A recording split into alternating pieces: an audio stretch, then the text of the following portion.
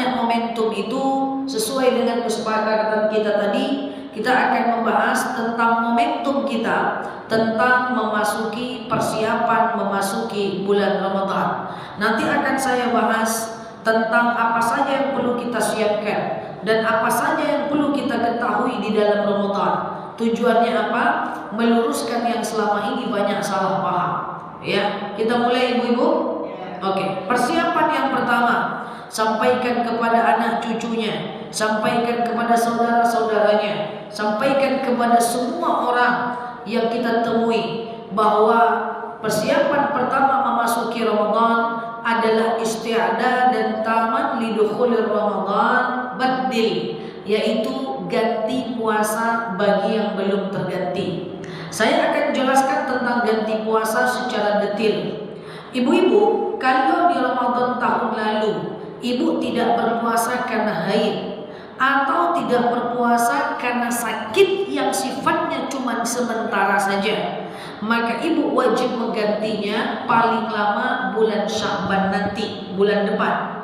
Jadi mengganti puasa itu waktunya 1 tahun. Jangan khawatir, Aisyah saja itu mengganti puasanya di bulan Sya'ban. Jadi kalau ada yang bertanya, masih bisa nggak ganti puasa di bulan ini, Rajab? Tentu bisa. Jangankan Rajab, Sya'ban aja masih bisa. Karena sejatinya mengganti puasa cuma 1 tahun saja. Dulu belum kenal dengan ceramah, dulu belum hadir dengan majelis-majelis taklim, dulu mungkin kita nggak puasa. Boleh nggak kita ganti sekarang? Jawabannya adalah boleh diganti kalau kita tahu jumlahnya berapa. Kalau kita tidak tahu maka tidak bisa. Maka persiapan Ramadan yang pertama adalah ganti puasanya menjelang datang bulan Ramadan, masih bisa di waktu Sya'ban.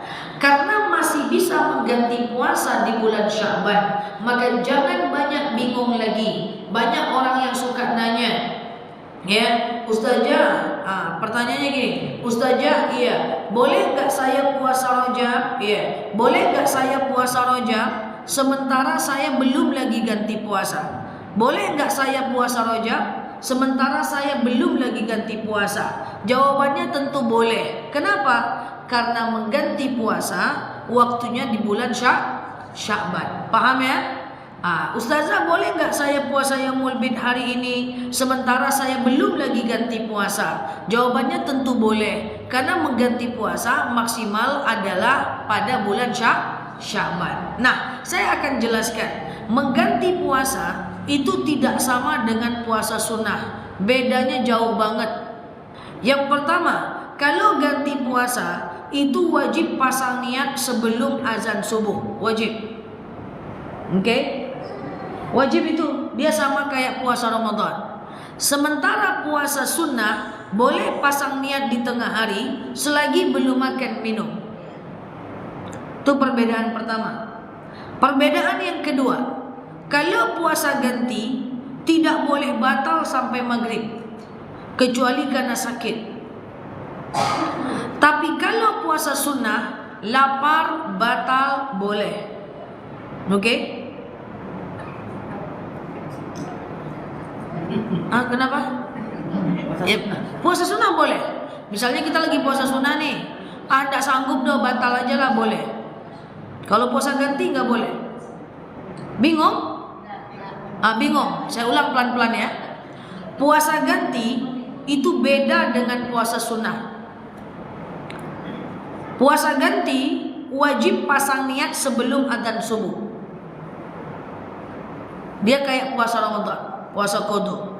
Sementara puasa sunnah boleh pasang niat di tengah hari selagi belum makan minum.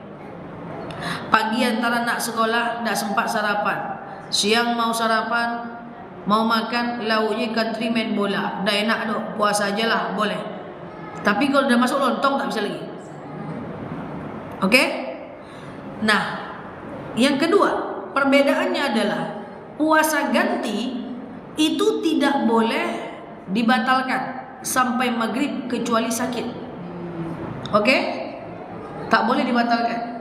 Puasa sunnah tak sanggup kita puasa, datang undangan arisan, datang undangan pesta pernikahan, rupanya lauknya enak, kalio jengkol. Batalkan aja lah, boleh. Kenapa? Karena puasa sunnah boleh dibatalkan walaupun pahalanya nggak dapat. Tapi tidak berdosa kalau kita batalkan. Oke? Clear?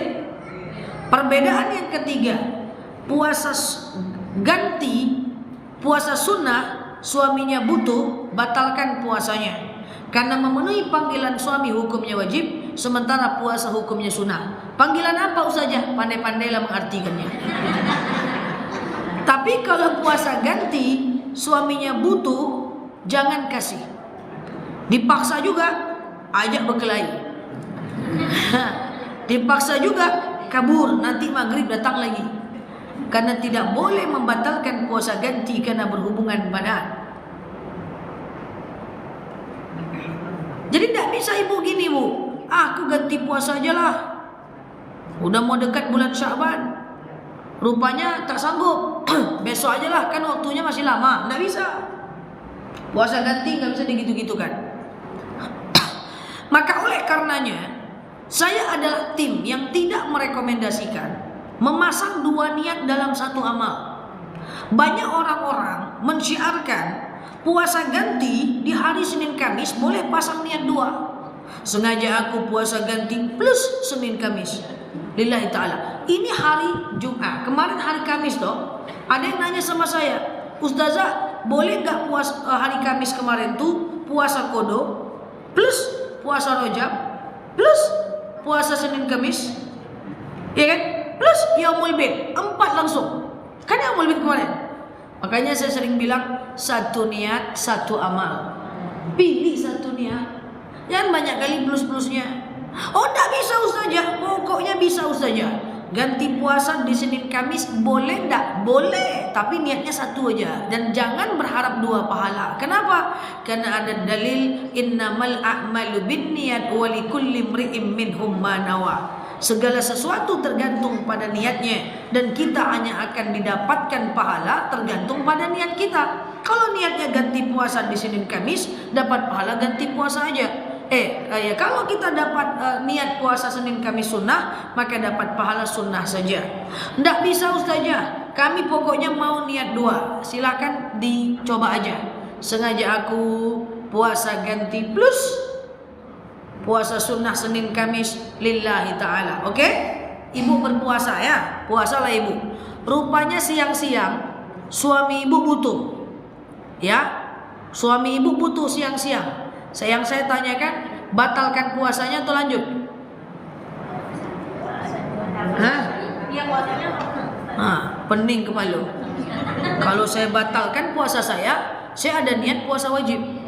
Iya dong? Kalau saya lanjutkan puasa saya ada niat puasa sunnah yang harusnya dibatalkan. Maka bertentanganlah dua hukum dalam satu waktu. Kalau bertentangan dua hukum dalam satu waktu, maka pasti ada satu hukum yang salah. Maka jangan lagi pasang-pasang dua niat dalam satu amal. Boleh ganti puasa di Senin Kamis, tetapi niatnya satu aja. Seandainya ganti puasa di Senin Kamis adalah sesuatu yang sangat dianjurkan, lebih duluan lagi para sahabat melakukan dibanding kita. Tapi pada faktanya banyak sahabat yang ganti puasa di hari lain dan mengambil Senin Kamis sebagai bentuk sunnah puasa. Paham? Hanya saja kalau mengganti puasa di hari Senin Kamis, kita dapat berkah Senin Kamisnya. Paham? Paham sampai sini? Clear? Nah sekarang bagaimana dengan orang-orang yang gak sanggup berpuasa atau menggantinya? Misalnya nih ada orang yang dibolehkan membayar fidyah. Siapa saja orang yang dibolehkan membayar fidyah? 1. Orang tua yang tak mungkin puasa. Tak mungkin juga dia ganti puasa karena udah tua. Maka dia boleh bayar fidyah. Contoh, ada orang stroke. Dia udah stroke bu, tapi akalnya sempurna. Walaupun dia stroke, tapi kalau akalnya sempurna, dia wajib puasa. Kayak mana ngetes akalnya sempurna? Tanya sama dokter. Atau tes kasih duit 50-100. Kalau dipilih 100 sempurna akalnya tuh. Dia udah terbaring sakit ini. Pura-puranya dia udah stroke nih. Ya, pura-puranya dia udah stroke, dia udah terbaring sakit nih. Dia wajib tuh puasa bu. dia wajib sholat Bu. Ya, kalau ada tamu tutupkan kerudungnya, dia wajib tutup aurat karena akalnya masih sempurna. Nggak bisa dia sholat tegak duduk dia, nggak bisa duduk baring dia, kan gitu kan? Tapi kan dia harus berpuasa. Kalau dia nggak bisa bicara gimana? Akalnya stroke dia, hanya dokter yang bisa menentukan akalnya sempurna atau enggak. Tapi kalau akalnya sempurna Bu, dia wajib berpuasa. Karena nggak bisa dia puasa, maka pakai fidyah. Karena nggak mungkin dia bisa ganti puasa. Nah, nanti cara bayar fidyah nanti saya jelaskan. Atau yang kedua, tapi kalau ada orang Bu, dia masih kuat Bu, usianya 40 tahun, dia masih kuat. Ditanya dia masih kuat, tapi udah pikun. Dibilang udah mandi mah belum lagi, padahal udah 4 kali dia mandi. Udah makan mah tak dikasihnya aku makan doang. Walaupun dia masih muda, tapi dia udah pikun. Dia tak wajib bayar fidyah, tak wajib sholat, tak wajib puasa, tak wajib nutup aurat. Jadi kalau mau tak puasa, pikunlah dulu. Ya kan? Jadi itu boleh bayar fidyah.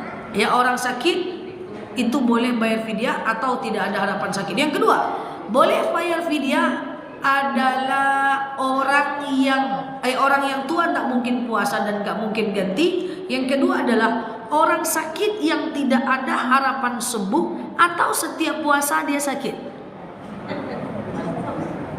Ada teman saya setiap puasa dia mimisan, setiap puasa dia pingsan, maka ini orang boleh bayar fidyah. Yang ketiga, hamil dan menyusui, yang dikhawatirkan kalau dia menyusui nanti anaknya akan kenapa-napa, maka dia boleh diringankan Allah membayar fidyah. Kayak mana cara membayar fidyah? Memberi makan satu orang fakir miskin selama 1 hari untuk mengganti 1 hari puasa, sebanyak lebih kurang 2 mud atau 1,4 kg beras per harinya. Berapa beras yang ibu makan? 1,4 kilo. Boleh diuangkan kali berapa banyak hari yang ditinggalkan. Misalnya 25.000 per hari kali 10 hari, 250.000. Kasih ke fakir miskin. Fakir adalah orang yang tidak bekerja, miskin bekerja tapi nggak cukup uangnya. Boleh nggak fidyah ini dalam bentuk beras? Boleh. Dalam bentuk uang? Boleh. Dikasih ke saudara kandung yang susah? Boleh. Dikasih ke tetangga yang susah? Boleh. Keluarkan fidyahnya. Andaikan per hari 30.000, maka 30 hari adalah 900.000. Caranya gimana? Bisa langsung di drop blek 900.000, atau bisa menggunakan cara yang kedua, diangsur 200 sampai bulan Sya'ban. Karena fidyah ada ulama madhab yang mengatakan maksimal membayarnya sampai bulan Sya'ban. Fidyah tidak perlu ijab kabul. Saya serahkan fidyahku atas nama fulan binti fulan, tidak usah. Tinggal cukup bilang, "Hai besti, ini ada rezeki sikit." Boleh. "Hai my best friend, ini ada rezeki sikit." Boleh. Ya, jadi tak usah, tak payah ucap. Tidak perlu diucap. Yang mesti ijab kabul itu cuma zakat fitrah. Zakat mal tak wajib ijab kabul, sama dengan fidyah juga tak wajib ijab kabul. Paham? Jadi maksud saya, kalau ada orang tuanya yang sakit kemarin, tak sanggup dia bayar fidyah, bayarkanlah fidyahnya. Fidyah bisa diwakilkan. Maksud saya, kalau ada yang belum ganti puasa, gantilah menjelang datang bulan Ramadan. Oke ya? Nah, ini persiapan Ramadan. Yang kedua, ibu-ibu yang saya sayangi karena Allah, saya mau sampaikan tentang apa-apa saja yang perlu diperhatikan di dalam bulan Ramadan. Saya ambil random aja, saya ambil yang penting-penting aja untuk kita bahas bersama. Kita mulai. Yang pertama, ada dalil lemah di dalam bulan Ramadan. Yang dalil ini jangan ibu ikuti lagi. Banyak orang percaya kepada dalil ini, tapi dalilnya itu tidak ada. Apa dalilnya? Nih, naumus shaim al-ibadah. Tidurnya orang puasa adalah ibadah. Itu tidak ada dalil. Ini ndak. Puasa tidur terus. Pas ditanya kenapa kau tidur terus? Ibadah, mak, kata dia. Ndak ada. Bahkan Rasulullah itu di bulan Ramadan, dia sedikitkan tidur. Karena pagi dia berperang, malam dia zikir. Pagi dia berperang, malam dia iktikaf. maka tidur di bulan puasa ibadah itu adalah dalil tak betul. Oke? Yang kedua, ada dalil sumu tasihu. Berpuasalah kalian agar kalian sehat. Sehat itu tidak mesti hati-hati dengan niat. Bu, kenapa ibu puasa? Biar sehat. Salah. Puasa karena Allah, sehat itu cuma akibat. Ada orang sakit, ada orang puasa makin sakit, betul? Jadi jangan diniatkan puasa ingin sehat, niatkanlah puasa lillahi ta'ala. Kita lanjut. Niat puasa, ulama berbeda pendapat. Ada ulama madhab yang mengatakan niat puasa Ramadan 1 kali untuk 30 hari. Jadi nanti nggak perlu pasang niat lagi. 1 sampai 30 diwakili dengan 1 hari. Paham ya? Yang kedua ada Imam Syafi'i yang mengatakan pasang niat puasa Ramadan harus wajib setiap hari sebelum sahur. Makanya ciri-cirinya setelah taraweh biasanya imam suka mengatakan kepada orang untuk berpuasa esok hari. Setiap habis taraweh, itu berarti ikut mazhab Imam Syafi'i. Yang ketiga ada lagi yang mengatakan niat puasa Ramadan tidak perlu diucapkan, cukup dalam hati saja.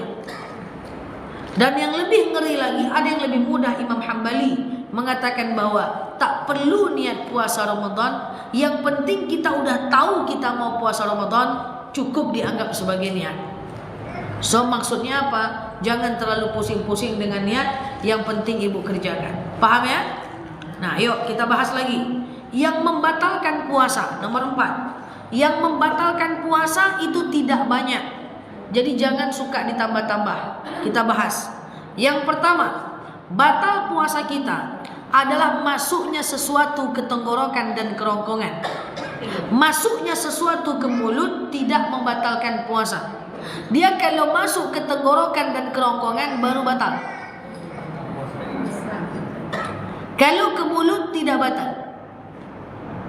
Misalnya cicipi makanan tidak batal. Gosok gigi tidak batal. Tapi kalau gosok giginya setengah jam pasti batal. Tanda kalau meneteskan obat mata tidak batal. Tidak. Oke? Ada yang ekstrim. Tidak boleh menelan ludah, batal. Tahan saya ludah.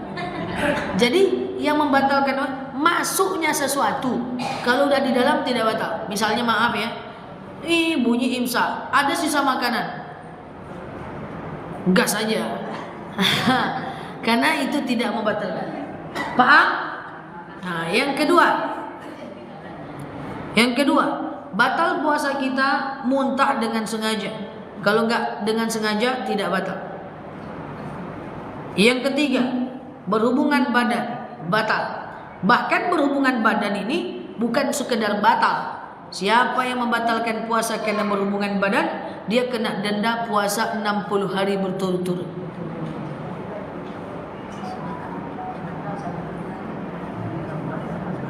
Wah, ingat masa lalu. Yang lalu biar berlalu. Tidak boleh batal puasa karena berhubungan badan. Kalau batal karena haid, ganti sebanyak hari yang ditinggalkan.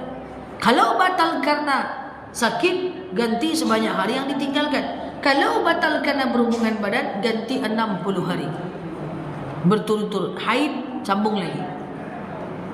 Diet alami. Oke? Kalau batal karena makan minum dengan sengaja, itu puasa denda 30 hari berturut-turut. Yang keempat, batal puasa kita kalau kita dalam keadaan gila ya.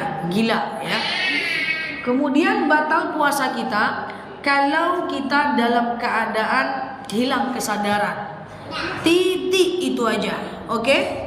Yang lain tidak batal. Yang membatalkan puasa cuman itu aja. Jadi jangan ditambah-tambah lagi. Banyak orang bilang menangis batal, marah batal. Marah nangis tidak membatalkan puasa. Yang lebih parah lagi, cuci hidung batal, korek kuping batal. Sehingga sebulan tak korek-korek kuping. Lebih parah lagi, keramas katanya batal.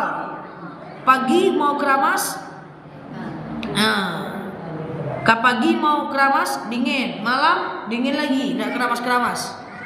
Ada yang katanya lagi, waktu saya kecil dulu lebih parah lagi. Katanya buang angin batal, capek nahan angin sampai maghrib. Marah katanya batal. Marah tidak membatalkan puasa. Cuman marahnya berdosa. Kalau luka, mana pula batal. Cuman itu aja yang batalkan tadi. Luka tidak batal. Gosip tidak membatalkan puasa. Cuman gosipnya berdosa. Jangan pula minum. Ngapa kau minum? Udah gosip dah, aku udah batal. Jangan. Tapi jangan pula. Kadang-kadang dia salah paham. Woi, aku ada cerita nih gosip, tapi puasa nanti aja habis tarawih. Ya, jangan. Tetap berdosa. Mau gosipnya siang atau malam tetap berdosa. Marah tidak batal puasa. Cuman marahnya berdosa. Aku pengen marah sama abang, tapi karena puasa aku tahan. Tengok habis maghrib nanti bang. Jangan. Marah tidak, berbohong katanya batal. Bohong tidak membatalkan puasa. Cuman bohongnya berdosa. Bergosip tidak batal puasa. Cuman gosipnya berdosa. Jadi jangan fikih itu ditambah-tambah. Kita ini suka menambah-nambah. Semua batal. Ya, menangis batal, gosip batal, marah batal. Ya, jadi tidak. Ya, ada teman saya Ramadan minum dia. Kenapa minum Pak? Udah marah-marah aku sama mahasiswa, udah batal puasaku. Tidak. Cuma nanti kita akan ketemu dengan yaumul hisab. Kita akan ketemu dengan yaumul mizan. Di situ akan dihitung berat dosa dan pahala kita. Contoh, puasa pahala, gosip dosa. Puasa pahala, berbohong dosa. Puasa pahala, marah berdosa. Tinggal nanti dihitung berat dosa dan pahala kita. Itulah yang dinamakan dengan yaumul mizan. Makanya di bulan Ramadan bagusnya kita rendah-rendahkan kemarahan kita, memperbanyak ibadah. Karena amal dilipat gandakan, itu momentum yang belum tentu kita ketemu lagi di tahun berikutnya. Ya, itu aja. Sama dengan yang membatalkan wudu. Orang suka nambah-nambah, Bu. Batal wudu itu kan cuma dikit aja, Bu. Satu, menyentuh alat kelamin langsung dengan tangan. Kalau garuk-garuk pakai mukena tidak batal loh. Langsung baru batal. Paham ya? Yang kedua, batal wudhu kita keluarnya sesuatu dari kubur, dubur atau di antara keduanya. Buang angin, buang air kecil, buang air besar. Yang ketiga, batal wudhu kita bersentuhan dengan yang bukan mahram. Orang lain, tetangga, anak orang, batal. Kemudian yang keempat, kena najis. Kemudian yang kelima, batal kalau tidur lelap. Kalau tidur ayam tidak batal, tidur lelap baru batal. Udah, yang membatalkan wudu gitu doang. Jangan tambah-tambah. Ini suka nambah-nambah. Makan batal, minum batal. Kenapa kau tak makan? Aku udah wudu dah, nanti batal. Nah, ada. Ya, makanya susah kita jaga wudu 24 jam. Kalau kita tidak mau tahu ilmunya. Makan, minum, bercanda, duduk-duduk santai-santai. Ya, slow-slow, bercanda, makan, minum, ngopi-ngopi, tidak membatalkan wudu. Sama dengan puasa, yang membatalkan puasa cuma itu saja. Jangan ditambah-tambah pula lagi. Korek kuping batal, menangis batal, menggosip batal, berdusta batal. Cium-cium minyak kayu putih ini batal. Cium-cium minyak kayu putih tidak batal. Jangan tambah-tambah lagi, Mak. Tadi kan lah jelek. Ya. Iya. Menangis katanya batal, itu kan orang tua-tua dulu, Bu. Ya kan, supaya anaknya tak menangis. Woi, jangan nangis, batal nanti puasa. Oke? Nah, bersentuhan dengan suami kalau tak muncul syahwat tidak batal. Jangan Ramadan pula tak mau nengok-nengok suami. Don't touch me, baby. Jangan ya. Silakan aja, tidak ada masalah. Yang penting jangan muncul syahwat. Muncul syahwat batal kalau seandainya sampai terjadi itu kacau ya. Paham? Nah, jadi jangan tambah-tambah lagi biar agak slow kita sikit puasa. Oke, kita lanjutkan. Ibu-ibu yang saya sayangi karena Allah, saya ambil yang penting-penting aja. Bahwa di bulan Ramadan maupun di luar Ramadan, jangan tidur habis subuh dan habis asar. Tidur habis subuh dan habis asar itu makruh. Jadi nanti di bulan Ramadan, ibu kan sholat subuh. Ibu usahakan iktikaf sampai syuruk. Siapa yang sholat subuh 2 rakaat, lalu dia iktikaf sampai datang waktu syuruk, lalu dia sholat syuruk 2 rakaat, sengaja aku sholat sunat syuruk 2 rakaat lillahi ta'ala. Itu berapa pahalanya? Bagaikan pahala 1 kali umrah. Jadi jangan tidur habis subuh, makruh, Allah tak suka. Jangan tidur habis asar, makruh, Allah tak suka. Kalau mau tidur boleh habis isya, boleh habis maghrib atau lepas syuruk. Kenapa? Karena minta maaf harus saya jelaskan. Orang yang suka tidur habis subuh dan habis asar, itu keberkahan rezekinya akan Allah angkat. Wa yamhaqul barakah minan nas. Allah akan angkat keberkahan orang-orang yang tidur habis subuh dan habis asar. Ingat Bu, yang diangkat itu bukan rezekinya, tapi berkahnya. Kalau rezekinya yang diangkat masih mending, berkahnya ditinggalkan. Tapi tidak Bu, yang diangkat itu adalah keberkahannya. Rezeki banyak tidak berkah tidak akan membuat kita tenang. Ya, banyak orang-orang yang punya rezeki banyak tapi hatinya tak tenang karena keberkahan yang Allah angkat. Tapi banyak orang yang rezekinya biasa-biasa saja tapi hatinya tenang karena Allah berikan percikan keberkahan. Makanya berkah itu yang kita cari dalam hidup ini. Makanya kalau kita ketemu orang kita bilang apa? Barakallah, barakallah, barakallah, barakallah. Apa itu barakallah? Barakallah itu adalah keberkahan Allah buat engkau. Maksudnya apa? Tenang hatimu apapun kondisi nasibmu. Itulah berkah. Jadi jangan tidur habis subuh habis asar, ngeri karena akan diangkat keberkahan, diangkat ketenangan. Ya jangan tidur ya. Bolehlah sambil duduk-duduk baring-baring, tahan dulu mata pakai plaster. Karena kalau enggak susah ya. Jangan biasakan. Kadang-kadang kita hati risau, tak tenang, galau-galau, itu jangan-jangan suka tidur habis subuh habis asar. Ya. Oke? Yuk kita lanjut sedikit lagi lah. Sepentingnya aja, seperlunya aja. Ibu-ibu yang saya sayangi karena Allah, taraweh itu hukumnya sunnah. Witir hukumnya sunnah muakkad. Witir itu lebih penting dibanding taraweh. Nah, saya sering menjelaskan ini karena banyak orang suka salah paham. Misalnya dia nggak enak badan, lalu dia sholat taraweh, tapi dia nggak witir. Ya, aku nggak enak badan, aku taraweh aja lah, nggak usah witir lagi, gitu kan? Itu terbalik bu, terbalik. Kalau ibu nggak enak badan, biarlah ibu nggak taraweh, nggak apa-apa. Yang penting ibu witir. Kenapa? Karena Rasul itu pernah meninggalkan taraweh, tapi Rasul tidak pernah meninggalkan witir. Jadi witir itu sunnah muakkad, taraweh itu sunnah biasa. Nah, artinya apa? Artinya kalau ibu gak enak badan, ibu boleh witir aja. Saya akan jelaskan tentang ini. Ibu-ibu yang saya sayangi karena Allah, misalnya ibu habis isya sholat taraweh, betul? Lalu kemudian ibu udah witir. Setelah taraweh ibu witir. Tengah malam ibu mau taraweh lagi boleh? Mau sholat taubat lagi boleh? Mau sholat hajat boleh? Mau witir lagi boleh? Tidak boleh. Karena la witron fi ahadil lail. Witir tidak boleh 2 kali. Witir cuma boleh 1 kali saja. Jadi saya jelaskan sedikit. Witir itu bukan sholat penutup, tapi witir itu adalah sholat ganjil yang tujuannya mengganjilkan sholat. Subuh sampai asar diganjilkan oleh maghrib, isya sampai subuh diganjilkan oleh witir. Karena witir adalah sholat ganjil, maka la witron fi ahadil lail. Tidak ada 2 witir dalam 1 malam. Witir cuma boleh 1 kali. Karena kalau 2 kali dia jadi genap.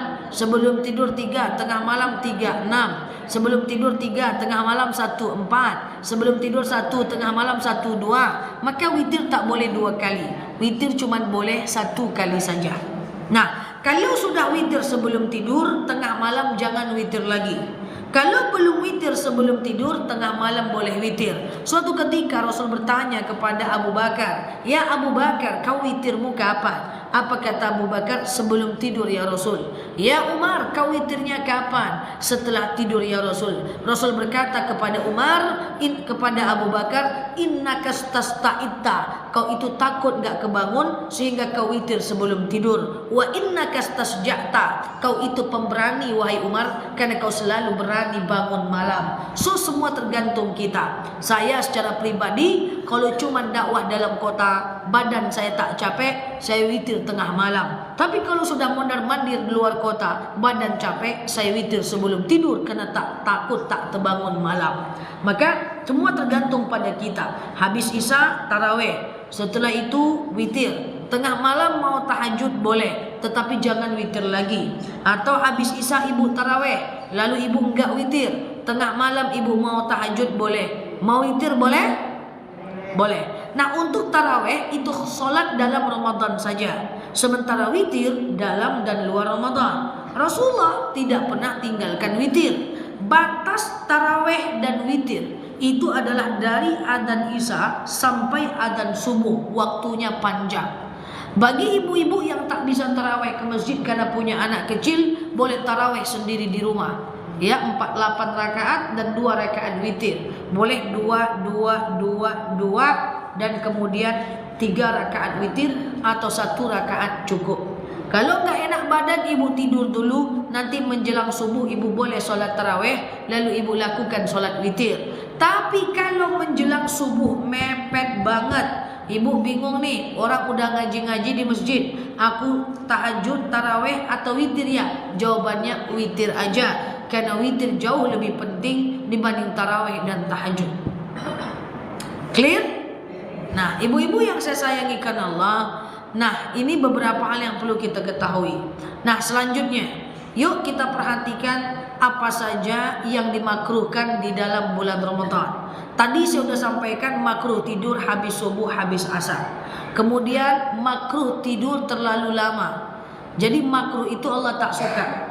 Nah, makruh itu ibaratnya kayak gini, Bu.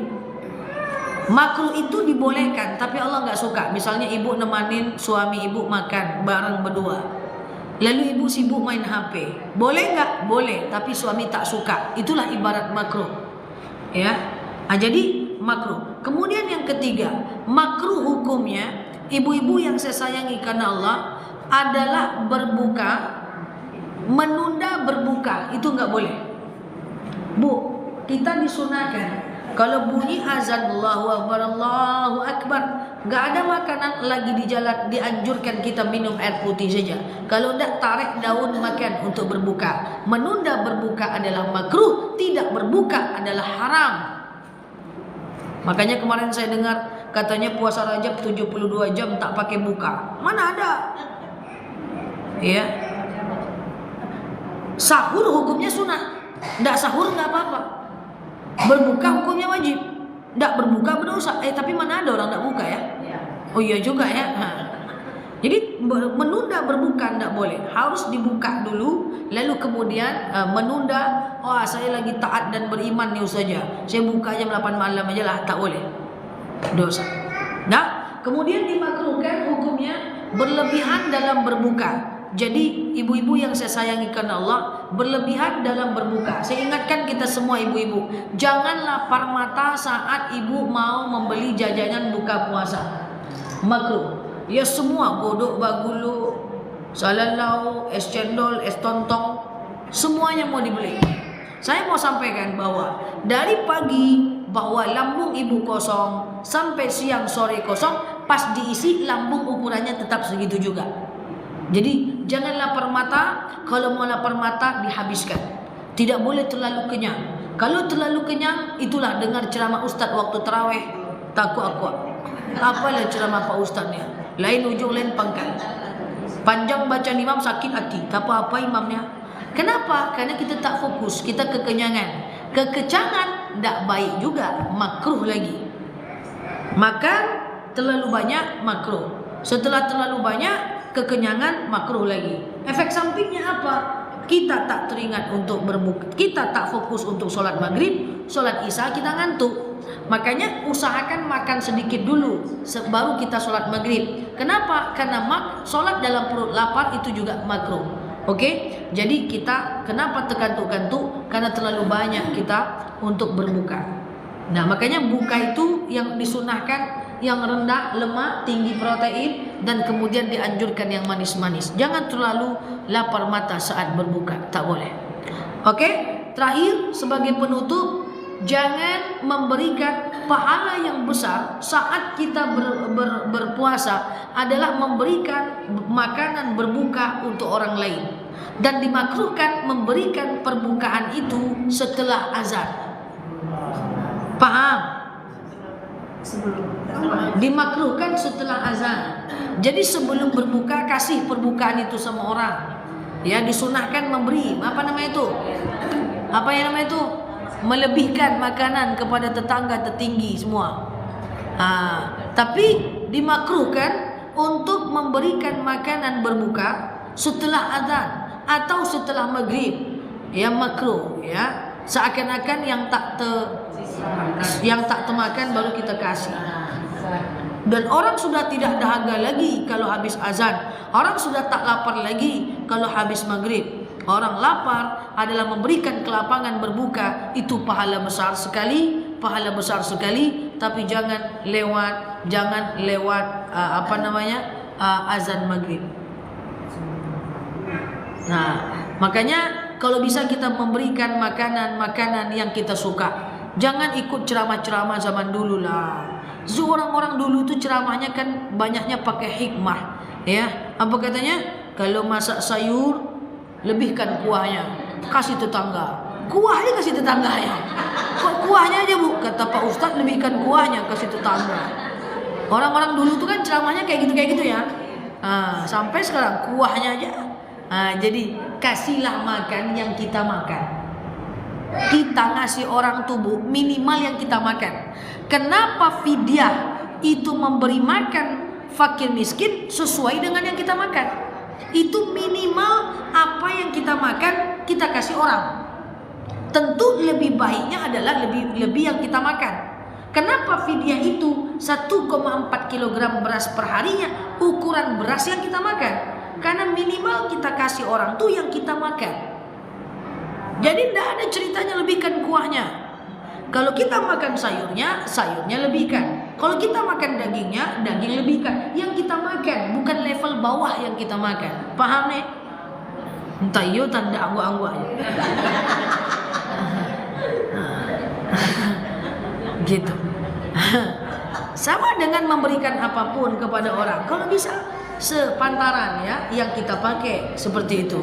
Lebih bagus karena kita menghormati orang itu, kita menghargai orang itu, kita kasih lebih bagus, oke. Tapi minimal ya. Makanya kenapa zakat fitrah adalah beras yang kita makan? Karena konsep memberi kepada orang adalah minimal semakannya kita, sepakainya kita.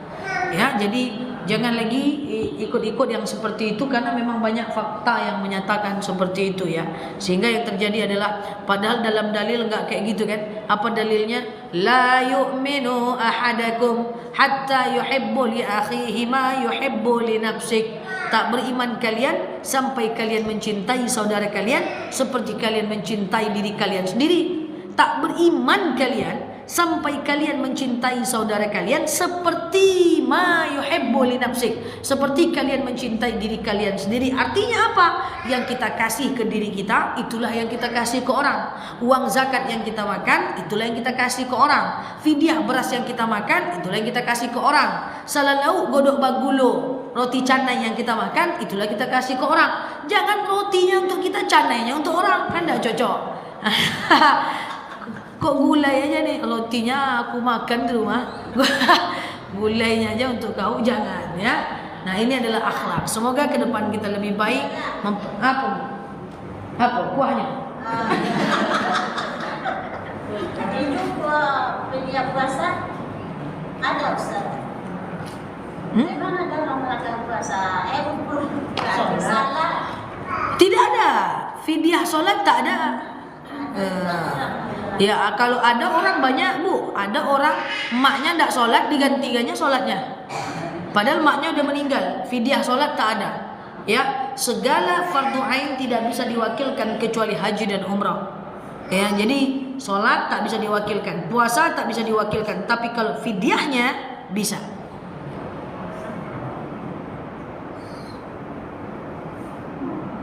Oke? Nah, orang mengatakan begini caranya Ustazah. Biasanya udah meninggal keluarganya. Jadi salat mana tahu katanya ada salatnya yang tinggal jadi dibayarkannya. Nggak bisa. Ditolong sama orang. Nggak bisa. Ada nih orang barangkali sholatnya dulu tertinggal, lalu kita bayarkanlah fidyah sholat, tuh nggak ada. Jangankan fidyah sholat, mengganti puasa orang, mengganti sholat orang meninggal aja nggak ada. Oke? Ada lagi? Dipahami ya, jangan kuahnya aja terbawa pulang ya. Oke, Allah alam bisawab. Ala hazihi niyah al-Fatihah.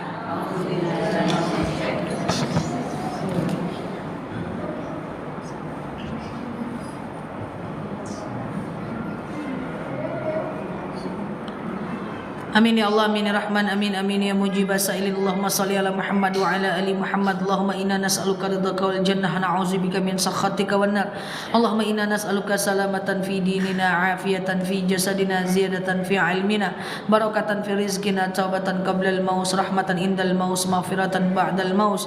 Allahumma hawin alaina fi sakaratil maut, najatan minan nari wal afwa indal hisab. Allahumma antas salam minkas salam wa ilaika ya'udus salam, fahayyina rabbana bisalam wa dakhilna al-jannata darussalam, tabarakta rabbana wa ta'alaita ya hazal jalali wal ikram.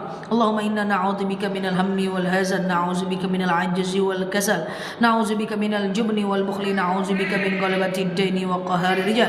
Allahumma yassir alaina umurana wa la tu'assir alaina umurana ya rabbal alamin. Allahumma khususan ila arwahi abaina wa ila arwahi ummahatina wa ila arwahi kulli muslimina wal muslimat. Allahumma ij'al qabrahum rawdatan min riyadil jannah wa la taj'al qabrahum huratan min hubarin niran. Allahumma yassir alaina wa la tu'assir alaina ya rabbal alamin. Allahumma ballighna fi Rajab wa ballighna fi Sya'ban wa ballighna fi Ramadan ya rabbal alamin. Allahumma rabbana hab lana min azwajina wa zurriyyatina qurrata a'yuni waj'alna lil muttaqina imama. Allahumma rabbana ighfir lana warhamna wa tub alaina fi Rajab ya rabbal alamin.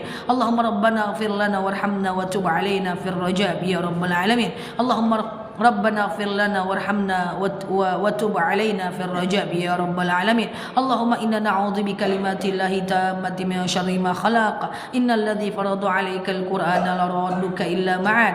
اللهم خصوصا إلى أرواح آبائنا وإلى أرواح أمهاتنا وإلى أرواح كل المسلمين والمسلمات. اللهم اجعل قبرهم روضة من رياض الجنة ولا تجعل قبرهم هرة من هبار النيران. اللهم خصوصا إلى أرواح آبائنا وإلى أرواح أمهاتنا وإلى أرواح كل المسلمين والمسلمات. اللهم اغفر لهم وارحمهم وعافي واعف عنهم واكرم نزولهم ووسع مدخلهم واغسلهم بالماء والثلج والبرد ونقهم من الخطايا كما ينقى الثوب الابيض من الدنس وابدلهم دارا خيرا من دارهم واهلا خيرا من اهلهم يا رب العالمين. اللهم انصر اخواننا مجاهدين في غزة. اللهم انصر اخواننا مجاهدين في فلسطين. اللهم انصر اخواننا مجاهدين في اندونيسيا يا رب العالمين. اللهم انا نعوذ بك من الهم والهدن، نعوذ بك من العجز والكسل، نعوذ بك من الجبن والبخل، نعوذ بك من غلبة الدين وقهر الرجال. اللهم ربنا لا تذرنا فردا وأنت خير الوارثين يا رب العالمين. اللهم استجب دعانا يا الله، استجب دعانا يا رحمن يا رحيم يا مجيب السائلين. سبحان ربك رب العزة عما يصفون، سلام على المرسلين، الحمد لله رب العالمين. والله أعلم بالصواب. أوصيكم ونفسي بتقوى الله، الله الموفق إلى أقوم الطريق. السلام عليكم ورحمة الله وبركاته.